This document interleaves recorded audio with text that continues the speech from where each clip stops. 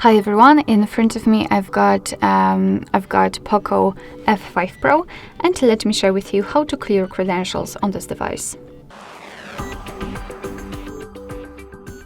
So first of all, we have to enter the settings, and then let's scroll in order to find passwords and security. Then let's scroll down to the privacy, scroll down again to more security settings, and tap on encryption and credentials.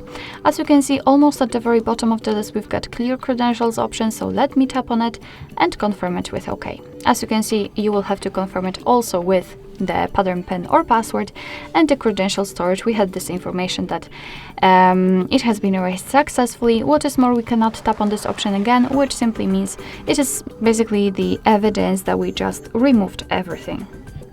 Alright, so that will be all. Thank you so much for watching. I hope that this video was helpful, and if it was, please hit the subscribe button and leave the thumbs up.